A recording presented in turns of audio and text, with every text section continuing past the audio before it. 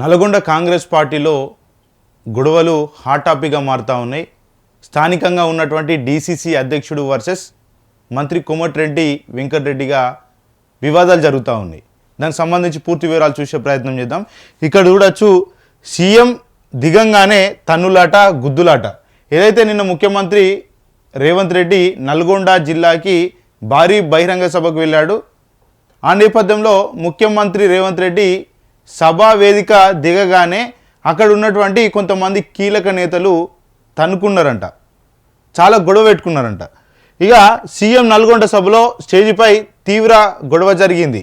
DCC అధ్యక్షుడు పున్న కైలాస్ నేతను అవమానించాలని కోమటిరెడ్డి వర్గం చూసినప్పటికీ సీఎం రేవంత్ రెడ్డి వేదికపై ఆయనను ప్రశంసలతో ముంచెత్తారు.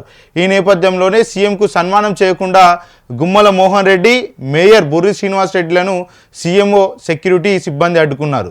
దీంతో ముఖ్యమంత్రి వేదిక దిగగానే భద్రతా సిబ్బందిపై మేయర్ దాడికి వెళ్లడం, ఇరు వర్గాల మధ్య తీవ్ర తోపులాట జరగడంతో నల్గొండ కాంగ్రెస్ అంతర్గత విభేదాలు సభా సాక్షిగా బట్టబయలయ్యాయి. ఇక ఏదైతే తెలంగాణ రాష్ట్రంలో మరీ ముఖ్యంగా నల్గొండ కాంగ్రెస్లో చాలా వరకు గొడవలు జరుగుతూ ఉన్నాయి. ఒకవైపు మంత్రి కోమటిరెడ్డి వెంకటరెడ్డి నేనే పెత్తనం చెలాయించాలని ఆయనే, మరోవైపు అక్కడ ఉన్నటువంటి డీసీసీ అధ్యక్షుడు కైలాస్ నేత నాదే నడవాలని ఆయనే, మరోపక్క నాకు మంత్రి పదవి రావాలంటూ కూడా అక్కడ ఉన్నటువంటి కాంగ్రెస్ పార్టీ ఎమ్మెల్యే రాజగోపాల్ రెడ్డి చాలా హాట్ టాపిక్గా మారుతూ ఉంది.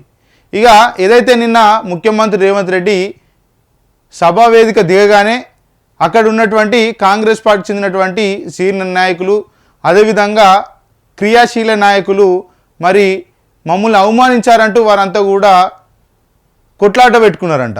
ఇక ఏదైతే నల్గొండ సభలో బయటపడ్డ కాంగ్రెస్ అంతర్గత విభేదాలు, సీఎంఓ సెక్యూరిటీ సిబ్బంది, మేయర్ బుర్రి శ్రీనివాస్ రెడ్డి మధ్య తోపులాట, ముఖ్యమంత్రి రేవంత్ రెడ్డి వేదిక దిగగానే భద్రతా సిబ్బంది పైకి వెళ్ళిన మేయర్ అంటూ కూడా చూడొచ్చు. ఇక నిన్న ముఖ్యమంత్రి రేవంత్ రెడ్డిని కలుద్దామని అక్కడ ఉన్నటువంటి స్థానిక మేయర్ బుర్రి శ్రీనివాస్ రెడ్డి రేవంత్ రెడ్డి దగ్గరికి వెళ్దామని వెళ్ళిండంట. సీఎంఓ అధికారులు ఆయనను వెళ్ళనివ్వలేదంట. ఎందుకంటే అప్పటికే అక్కడ ఒక ఇష్యూ ఉంది. ఏంటంటే స్థానికంగా ఉన్నటువంటి జిల్లా మంత్రి కోమటిరెడ్డి వెంకటరెడ్డి అక్కడ ఉన్నటువంటి స్థానిక నల్గొండ డీసీసీ అధ్యక్షుడు పున్న కైలాస్ నేతను సభకు రాకుండా ఆహ్వానించలేదట. ఆయనకు అసలు ఇన్విటేషన్ లేదంట. అధ్యక్షుడి స్థాయిలో ఉన్నటువంటి వ్యక్తికి అక్కడ ఉన్నటువంటి మంత్రి కోమటిరెడ్డి కనీసం ఆహ్వానం కూడా అందించలేదట, ఇన్ఫర్మేషన్ కూడా ఇవ్వలేదంట. కానీ పున్న కైలాస్ నేత అక్కడికి వెళ్ళిండంట. అక్కడ వెళ్ళినటువంటి నేపథ్యంలో ముఖ్యమంత్రి రేవంత్ రెడ్డి చాలా వరకు ఆయనను అభినందిస్తూ మరి ప్రసంగం కొనసాగించిండంట. ఆయనను కూడా చాలా వరకు కూడా మెచ్చుకున్నాడంట. ఇక మెచ్చుకున్నటువంటి నేపథ్యంలో ఏదైతే మరి స్థానికంగా ఉన్నటువంటి మేయరు ఆ ప్రోగ్రామ్ అంతా అయిపోయినాక యథావిధిగా ఒక ఫోటో దిగుదామని చాలామంది కూడా తారసపడుతూ ఉంటారు ముఖ్యమంత్రితోటి. ఆ నేపథ్యంలో అక్కడికి వెళ్ళినటువంటి ఎవరైతే బుర్రి శ్రీనివాస్ రెడ్డిని ముఖ్యమంత్రికి సంబంధించినటువంటి సిబ్బంది అంతా కూడా తీసి పక్కన పడేసిరంట. పక్కన పడేసినాక ఆయన ఏం చేసిండు, నేను ఒక మేయర్ని, కాంగ్రెస్ పార్టీ క్రియాశీల నాయకుడిని, మంత్రి కోమటిరెడ్డి వెంకటరెడ్డికి సంబంధించినటువంటి అనుచరుడిని, నన్నే ముఖ్యమంత్రి రేవంత్ రెడ్డిని కలవనివ్వకుండా చేశారంటూ కూడా ఆయన చేయి దిగి పెద్ద పెంట చేసిండంట. అంటే కాంగ్రెస్ పార్టీలో ఉన్నటువంటి అంతర్గత విభేదాలు నిన్న ముఖ్యమంత్రి వేదికలో చాలా వరకు బట్టబయలయ్యాయి. దానికే సాక్ష్యం అంటూ కూడా చాలామంది చెప్తా ఉన్నారు. ఇక సభలో పున్న కైలాస్ నేతను ప్రశంసలతో ముంచెత్తిన రేవంత్ రెడ్డికి సన్మానించకుండా గుమ్మల మోహన్ రెడ్డి, బుర్రి శ్రీనివాస్ రెడ్డిని అడ్డుకున్న సెక్యూరిటీ అంటూ కూడా వచ్చు. ఏదైతే బుర్రి శ్రీనివాస్ రెడ్డిని కాకుండా గుమ్మల మోహన్ రెడ్డి, ఏదైతే కోమటిరెడ్డి వెంకటరెడ్డి అంచర్ను కూడా మరి అక్కడ ఉన్నటువంటి సెక్యూరిటీ సిబ్బంది అడ్డుకున్నారంట. చాలా వివాదాస్పదంగా కూడా మారినటువంటి పరిస్థితి కనబడతా ఉంది. ఇక సీఎం రేవంత్ రెడ్డి నల్గొండ సభలో స్టేజ్పై తీవ్ర గొడవ చేసేందుకు గొడవ చోటు చేసుకుంది. ముఖ్యమంత్రి పర్యటన సందర్భంగా ఏర్పాటు చేసిన అధికారిక బహిరంగ సభా వేదికపై నల్గొండ మేయర్ బుర్రి శ్రీనివాస్ రెడ్డిని సీఎంఓ సెక్యూరిటీ సిబ్బంది నెట్టివేయడంతో ఈ వివాదం మొదలైంది. ఒకరినొకరు నెట్టుకునే వరకు ఈ పరిణామం సభకు హాజరైన ప్రజాప్రతినిధులు ప్రజల సమక్షంలోనే జరగడం తీవ్ర కలకలం రేపింది. ముఖ్యమంత్రి రేవంత్ రెడ్డి స్టేజ్ దిగగానే దారుణంగా సీఎంఓ సెక్యూరిటీ సిబ్బంది మీదకు బుర్రి శ్రీనివాస్ రెడ్డి దాడికి దిగారు. ఇక వేదికపై ప్రోటోకాల్ విషయంలో భద్రతా సిబ్బంది ప్రవర్తించిన తీరుపై మేయర్ తీవ్ర ఆగ్రహం వ్యక్తం చేశారు. దీంతో సభ ప్రాంగణంలోనే కాసేపు ఉద్రిక్త వాతావరణం నెలకొంది. తోటి నేతలు పోలీసులు జోక్యం చేసుకుని ఇరు వర్గాలను శాంతింపజేశారు.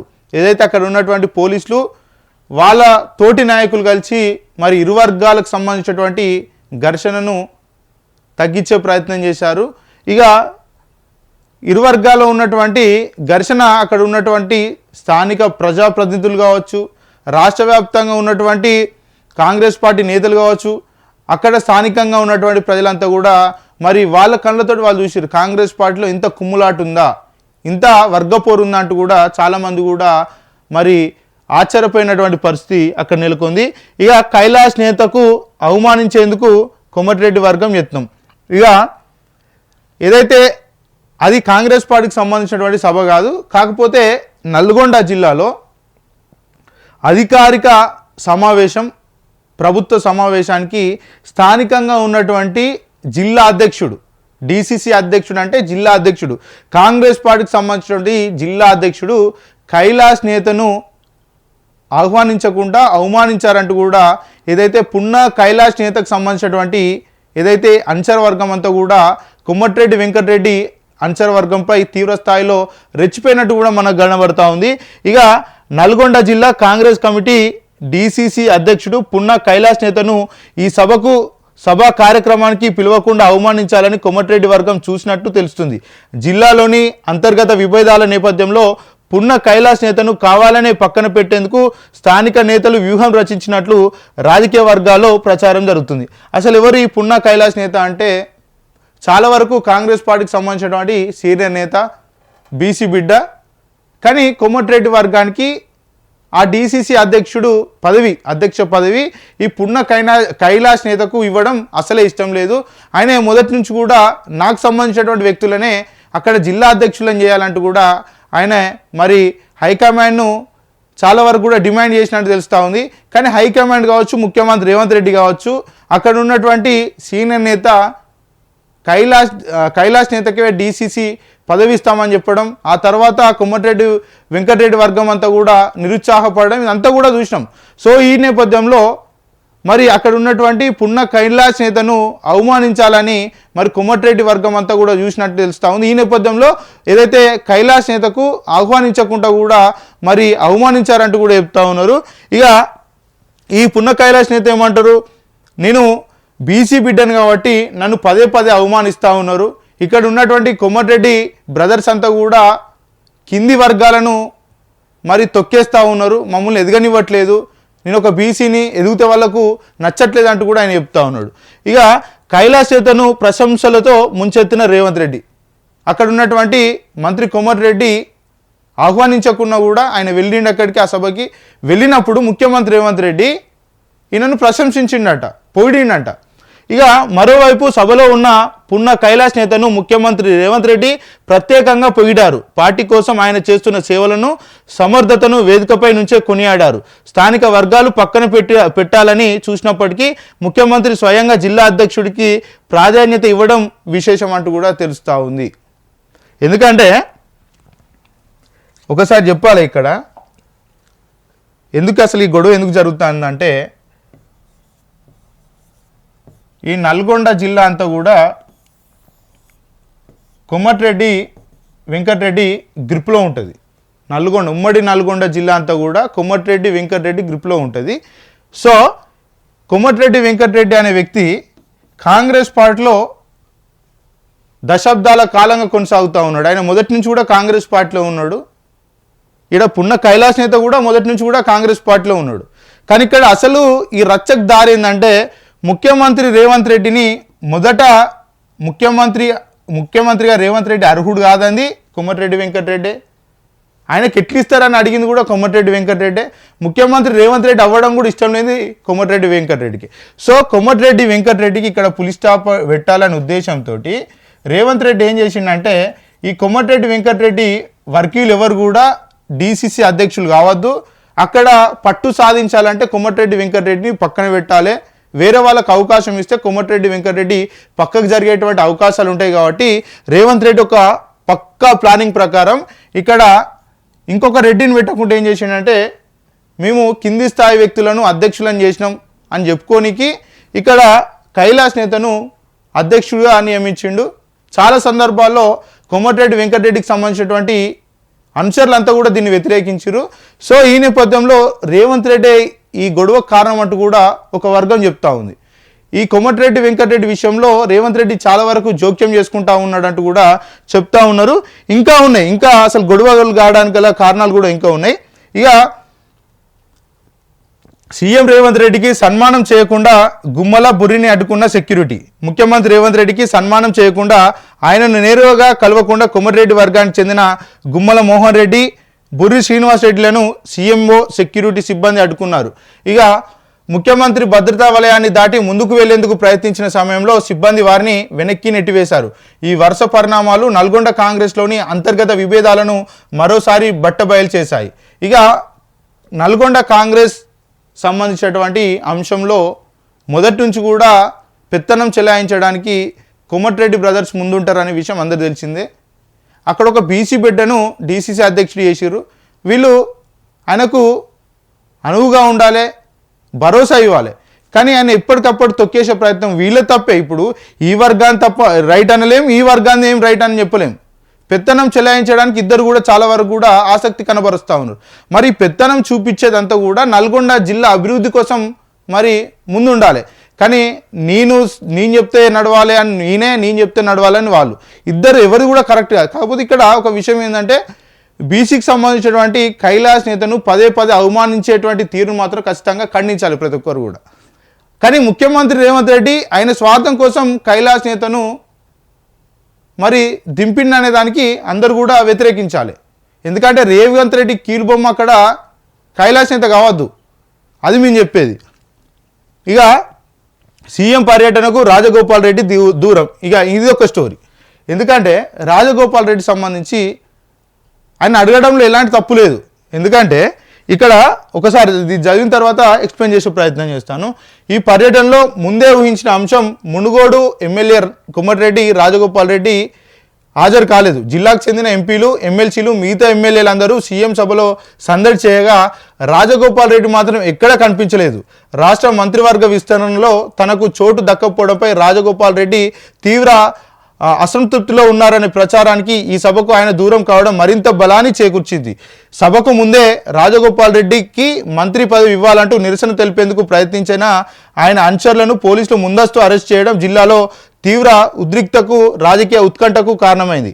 ఇక ఇది ఇలా ఉంటే గతం ఎన్నికల్లో క్లీన్ స్వీప్ రేంజ్లో సీట్లు సాధించినప్పటికీ అంతర్గతంగా నేతల మధ్య ఉన్న ఆహలు, ఆధిపత్య పోరు సీఎం సభ ద్వారా మరోసారి బహిర్గతమయ్యాయి. ఒకవైపు స్థానిక మంత్రుల హవా నడుస్తుండగా మరోవైపు సీఎం రేవంత్ రెడ్డి నేరుగా డీసీసీ అధ్యక్షుడికి ప్రాధాన్యత ఇవ్వడం ద్వారా జిల్లా రాజకీయాలపై తనదైన పట్టును ప్రదర్శించే ప్రయత్నం చేస్తున్నారనే విశ్లేషణలు వినిపిస్తున్నాయి. ఏది ఏమైనా సీఎం సభ సక్సెస్ అయినప్పటికీ లీడర్ల మధ్య పెరిగిన ఈ గ్యాప్ రాబోయే రోజుల్లో జిల్లా కాంగ్రెస్ను ఎలాంటి మలుపులు తిప్పుతుందో చూడాలి.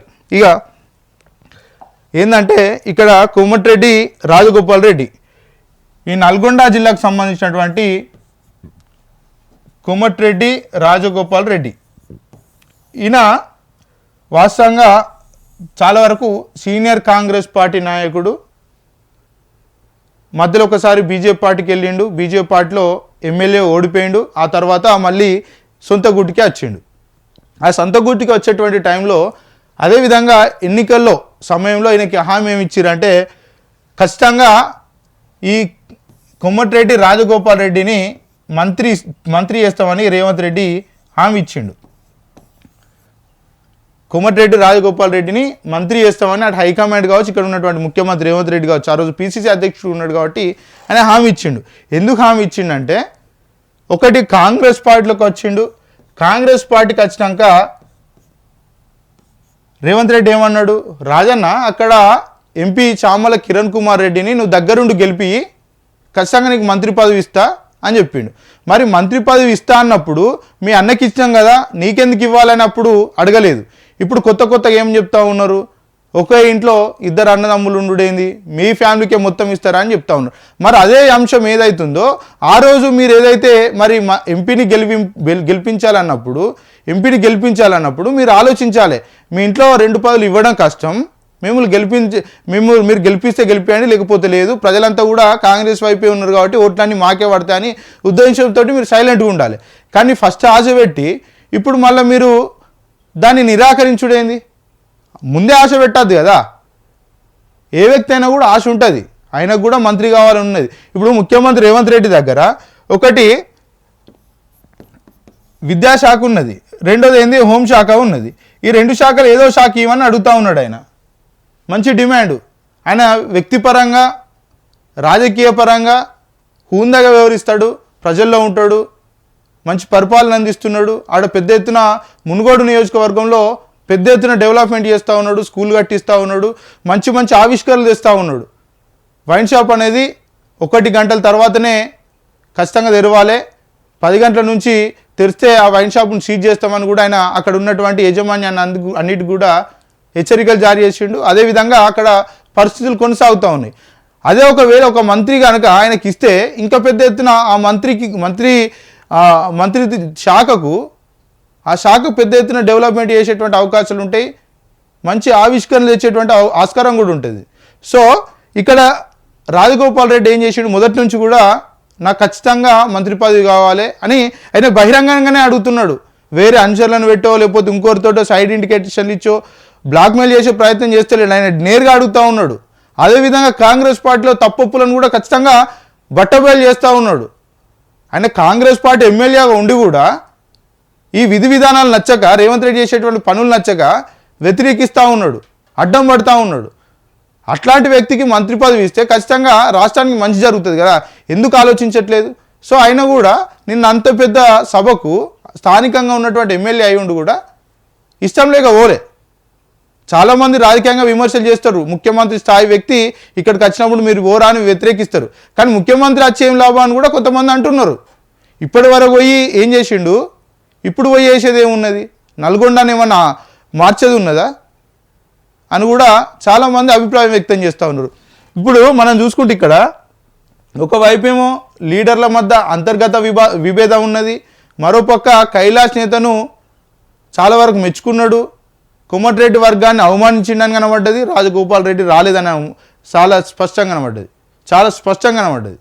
సో ఈ నేపథ్యంలో చాలామంది ఏమనుకుంటారు అంటే ఇప్పుడు అదైతే నల్గొండ జిల్లాలో కాంగ్రెస్ పార్టీ భారీ మెజార్టీ చూపెట్టింది, ఎందుకంటే కాంగ్రెస్ పార్టీనే నల్గొండ కంచుకోవటం అందరికీ తెలిసిందే. సో ఈ నల్గొండ జిల్లాలో కూడా ఈ కాంగ్రెస్ పార్టీలో అంతర్గత విభేదాలు కనుక జరిగితే రాబోయే రోజుల్లో పార్టీ ప్రమాదంలో పడిపోయే అవకాశాలు ఉన్నట్టు కూడా రాజకీయ విశ్లేషకులు చాలా స్పష్టంగా చెప్తా ఉన్నారు. కాంగ్రెస్ పార్టీ నల్గొండ జిల్లా కాంగ్రెస్ పార్టీలో చిచ్చు పెట్టేదే రేవంత్ రెడ్డి అని చెప్తా ఉన్నారు.